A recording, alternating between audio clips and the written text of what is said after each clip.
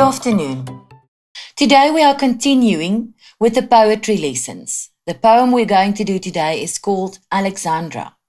I would recommend that you sit with your poem and your notes that you can highlight and add notes while I am explaining.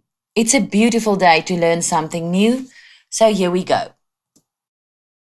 Right, this poem was written by Mongani Wali Serote, and as most of you know, Alexandra is a township located in Johannesburg.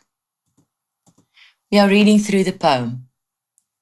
Were it possible to say, Mother, I have seen more beautiful mothers, a most loving mother, and tell her, there I will go. Alexandra, I would have long gone from you. But we have only one mother. None can replace. Just as we have no choice to be born, we can't choose mothers. We fall out of them like we fall out of life to death. And Alexandra, my beginning was knotted to you, just like you knot my destiny. You throb in my inside silences. You are silent in my heartbeat that's loud to me. Alexandra, often I've cried. When I was thirsty, my tongue tasted dust burdening your nipples. I cry, Alexandra, when I'm thirsty.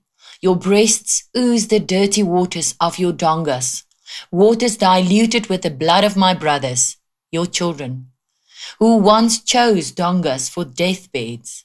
Do you love me, Alexandra? Or what are you doing to me? You frighten me, Mama. You wear expressions like you would be nasty to me. You frighten me, Mama. When I lie on your breast to rest, something tells me you are bloody cruel. Alexandra, hell, what have you done to me? I have seen people, but I feel like I'm not one. Alexandra, what are you doing to me? I feel I have sunk to such meekness. I lie flat while others walk on me to far places. I have gone from you many times. I come back. Alexandra, I love you. I know when all these worlds became funny to me, I silently waded back to you, and amid the rubble I lay, simple and black.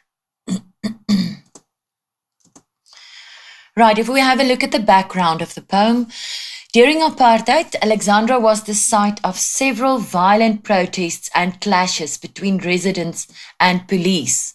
Now, the poet had his early education. It took place in the poverty-stricken township of Alexandra.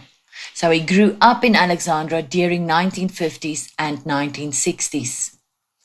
And the speaker of this poem creates an image to the reader what his life was like during apartheid times in South Africa. The type of poem, it's an example of protest poetry. It draws attention to the inequality and social ills. Now, inequality includes discrimination and unfairness. Social ills are things like corruption and immoral government. In South Africa, protest poetry became a common way of criticizing the policies of the apartheid government during the 1970s and 1980s, although because of strict censorship laws, poets often had to make their points quite subtly. Now, censorship law was the government had control and they did the editing about what was written and what was put out into the world. To do something subtly was to do it not too obvious. The tone in this poem is accusing. Now, first of all, accusing and fearful for most of the poem because the township has often made him cry and has frightened him. And then desperation. This poet needed love and he got squalor, he got crime, he got violence. Squalor meaning it's a state of being extremely dirty and unpleasant as a result of poverty and neglect. And then in the last part of the poem, the tone is one of acceptance. The speaker embraces his identity and the role Alexandra has played in that. Let's have a look at the themes. Serote's poems about places, particularly his Alexandra poems, wrestle with or tackle the problems of, number one, squalor. I told you it's a state of being extremely dirty and unpleasant as a result of poverty and neglect. And then violence, which is obvious. He talks about the violence, the blood of his brothers in the dongas, the death, etc. The death and the violence goes hand in hand. Destitution, meaning hardship and misery, suffering because of the circumstances. And then exploitation, because of abuse and corruption. Exploitation, to exploit someone means to take advantage, unfair advantage of someone. And then the last one is the black people's quest for identity and a sense of community that had a lot to do with apartheid, where the black people just wanted equal rights and an equal place in our country and in a community for themselves. The title, remember again the 3 T's. We're working with the theme, the title, and the tone. This is the last T. The title, Alexandra, is an example of apostrophe. Remember, the speaker is directly addressing the township. Apostrophe is where a speaker directly addresses an absent or dead person or an abstract quality in this case, or something non-human as if it were present and capable of answering. In this case, he is directly addressing the township as if he is talking to a person.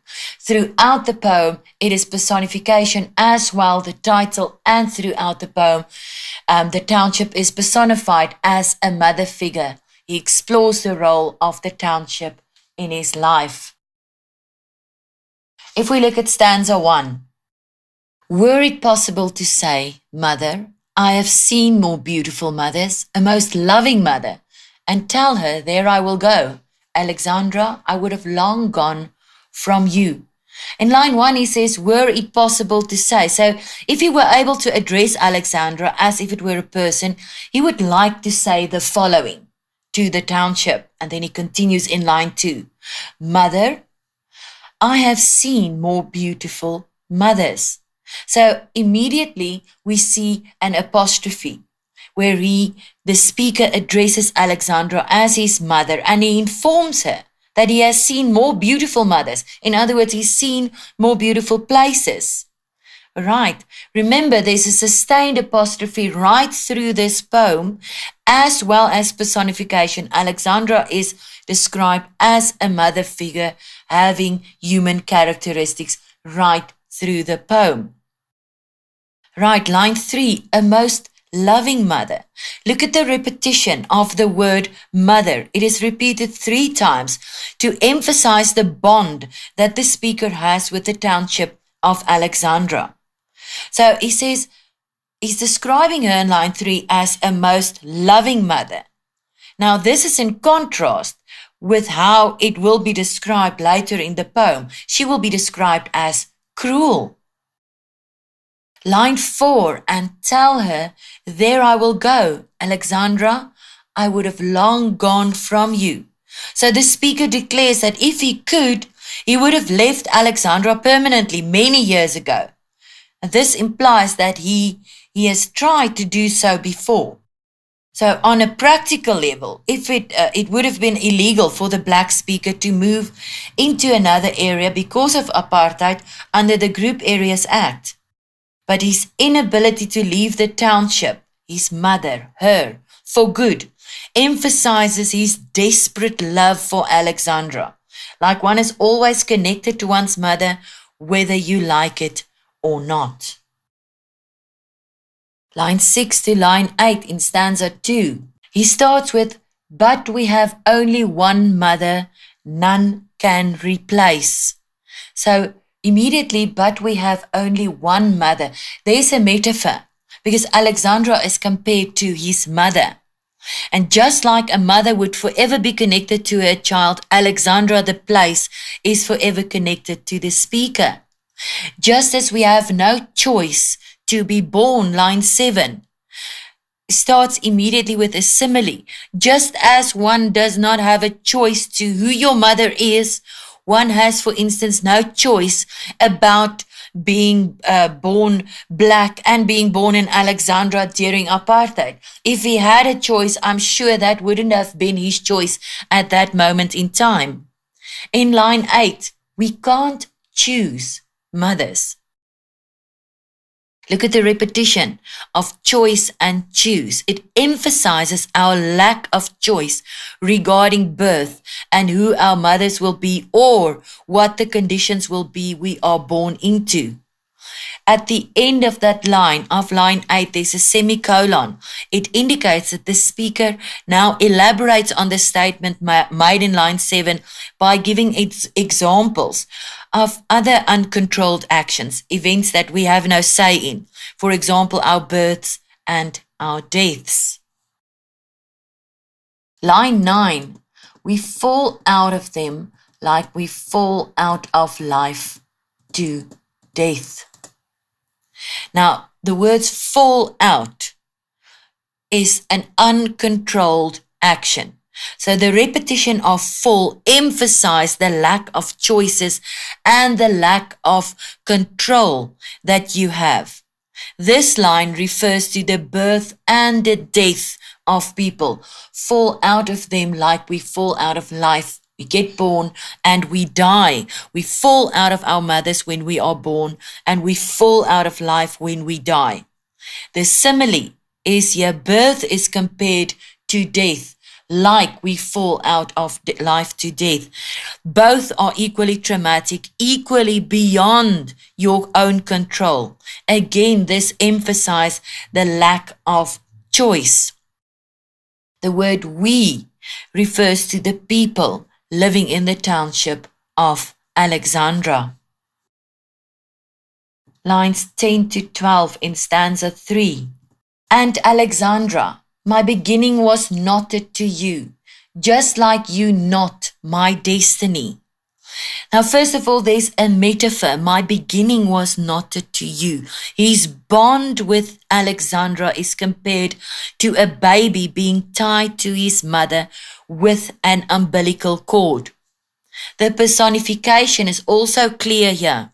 Alexandra is seen as a person, a mother, that the speaker is connected to, knotted to, from the very beginning. There's the repetition of knotted and not. This repetition emphasizes his inability to escape from Alexandra.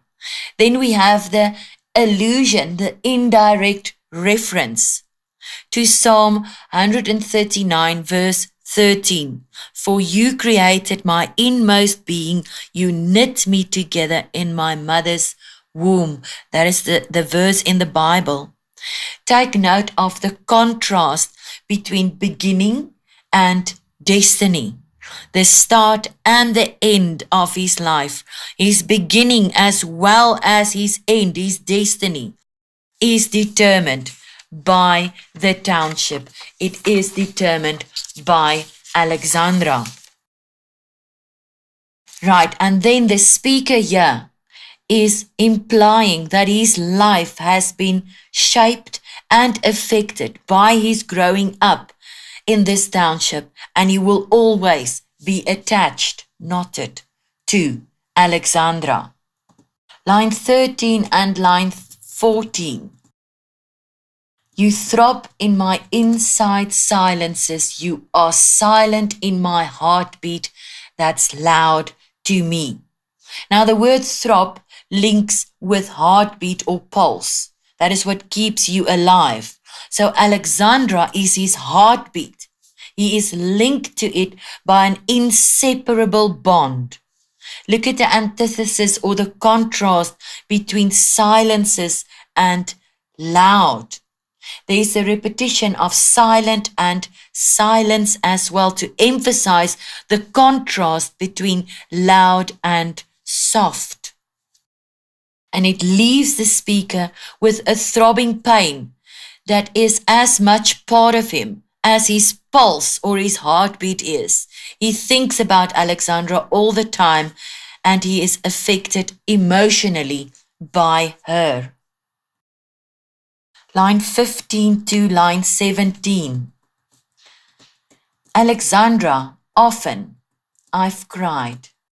When I was thirsty, my tongue tasted dust, dust burdening your nipples. Now, first of all, look at the inversion, the change of the word order. Often indicates how regularly he experiences these emotions. Look at the ambiguity, the double meaning of cried. As you would do if you are hurt, you are crying. And a baby would cry out to get his mother's attention and assistance. And the word cried indicates the speaker's intense emotional bond with Alexandra in spite of all the pain she has caused him. And then he says, when I was thirsty, my tongue tasted dust, dust burdening your nipples. Look at the personification again.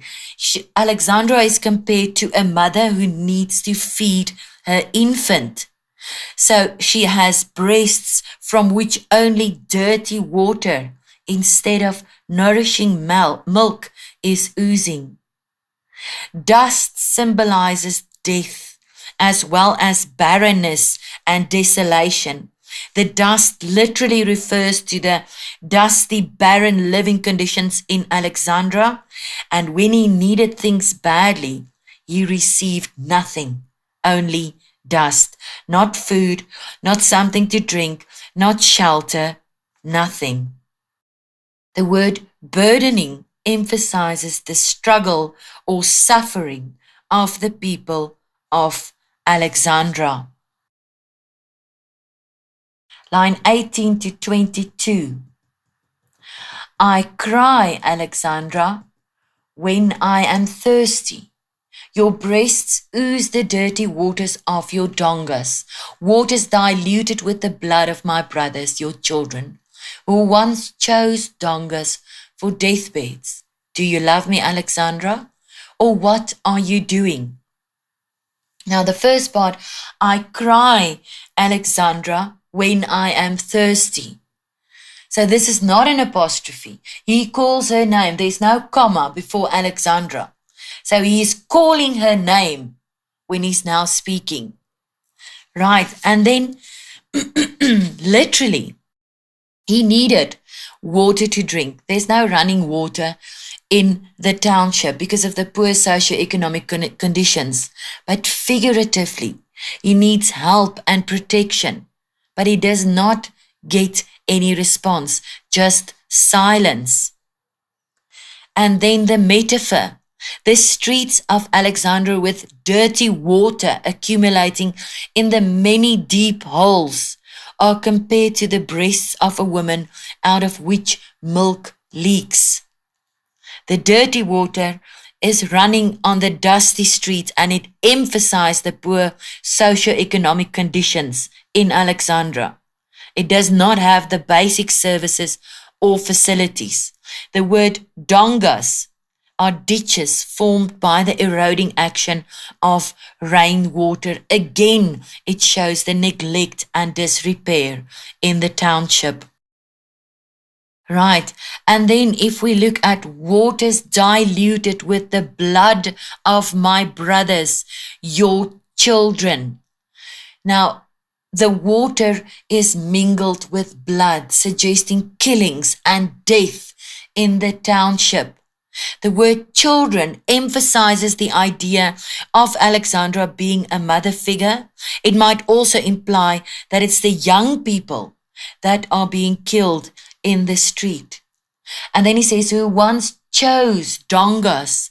Now, chose is ironic. It's ironic use of the word chose. It emphasizes their lack of choice in the matter because nobody will choose to be killed in the street and left there in a donga.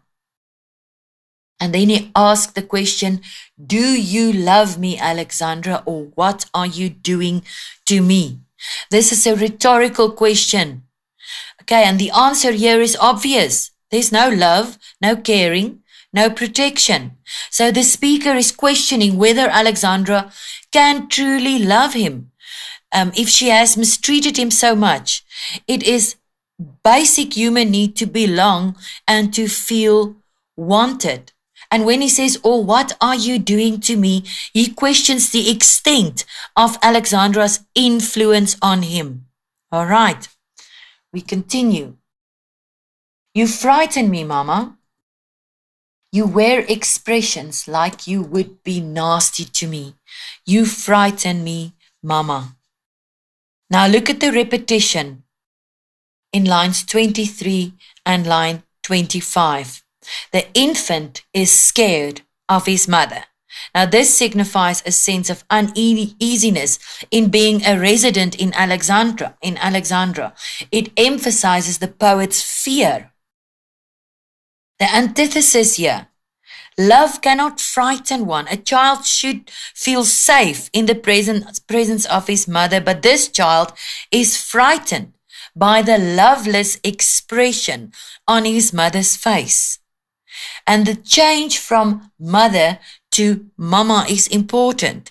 It emphasized the idea of a small child pleading that his mother should treat him better despite her obvious cruelty. Again, the personification where the township Alexandra is described as a human being having a nasty expression on her face. Then in stanza 4, line 26 to 31, "When I lie on your breast to rest, something tells me you are bloody cruel. Alexandra, hell, what have you done to me? I've seen people, but I feel like I'm not one. Alexandra, what are you doing to me?" Now, when I lie on your breast, now we know a baby would lie on his mother's breast to be caressed and to feel safe and love, and just to receive love and care. But, however, it is in vain. This speaker only gets violence and cruelty in return. "You are bloody cruel." The word bloody has a double meaning, ambiguity. It refers to the violence in the township, right? That links with the waters diluted with the blood of my brothers. And the word bloody also serves as a swear word, which emphasizes the level of cruelty exhibited by his mother. "Alexandra, hell, what have you done to me?" Again, Alexandra is both a place of extreme pain and misery, like one would experience when being in hell, is the one meaning. And the next meaning is also a swear word, expressing his annoyance and his anger at how Alexandra has treated him. And then again, "what have you done to me?" is a rhetorical question. Alexandra, hell, suggests anger and deep desperation. And then, "I have seen people, but I feel like I am not one." So he feels dehumanized by the conditions of life in Alexandra. So the inhumane way in which the speaker has been treated makes him feel as if he's not a human being, although he is one and he resembles it. So he feels he has been disempowered by his upbringing and the fact that he was born and raised in Alexandra. And then in line 31, he says, "Alexandra, what are you doing to me?" Again, it's repetition. The speaker is almost in disbelief. He questions how Alexandra has changed him in the past and how she is still changing and influencing him today. So this rhetorical question, it almost makes us, the reader, feel sorry for the speaker because we can sense his helplessness and anger. He feels completely exposed and let down. And here we can sense a tone of anger. He might also express his anger at having had to live in Alexandra. It is for him a living hell. Stanza 5, line 32 to 37. I feel I have sunk to such meekness. I lie flat while others walk on me to far places. I have gone from you many times. I come back, Alexandra. I love you.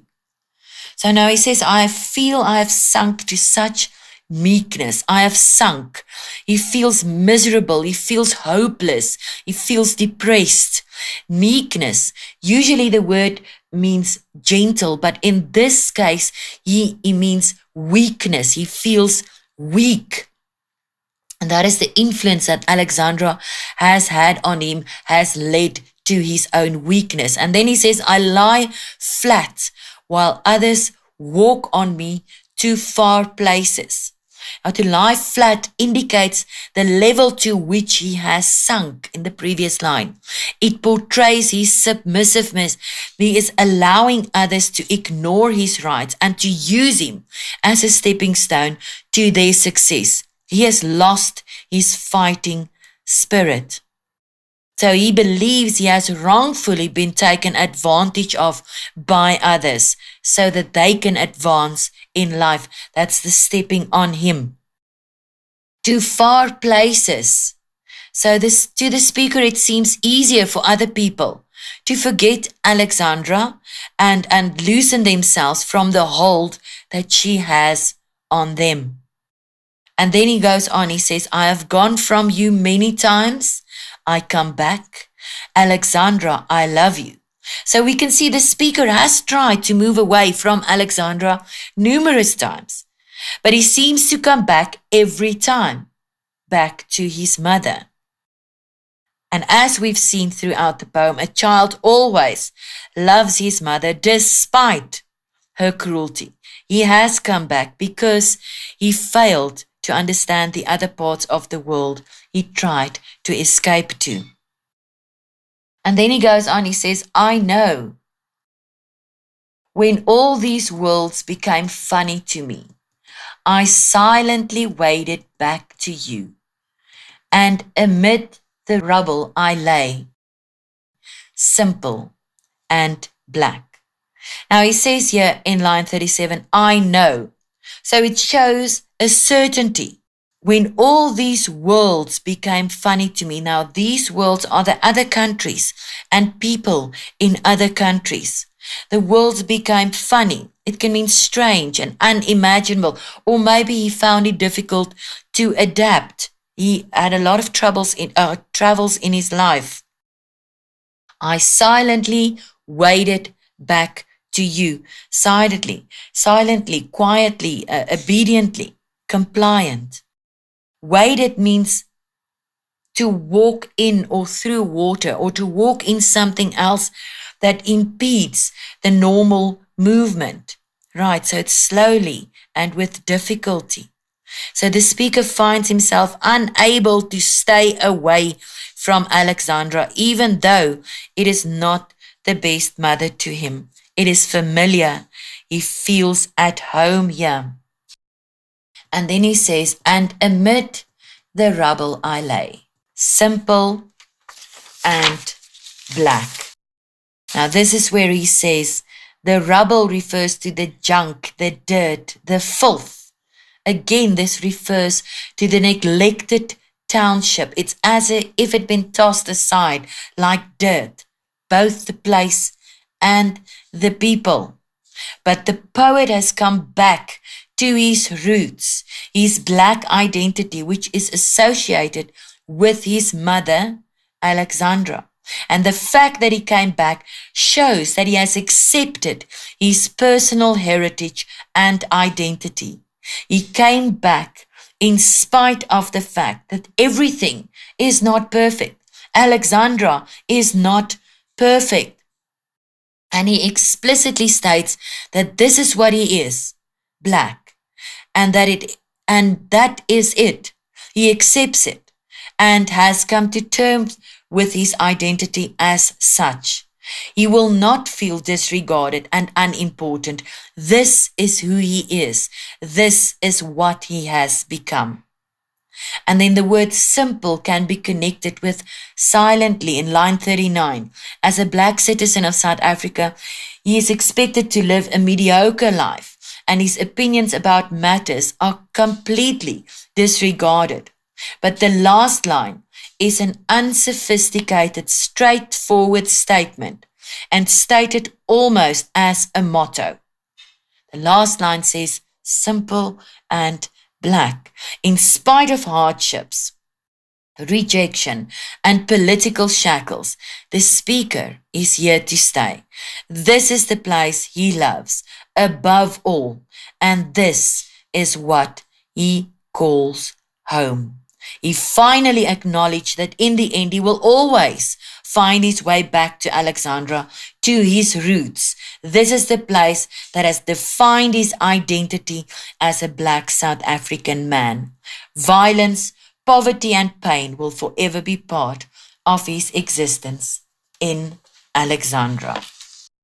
This concludes the lesson on the poem Alexandra. I sincerely hope that all of you enjoyed it as much as I did. Have a wonderful afternoon and make wise choices. Goodbye.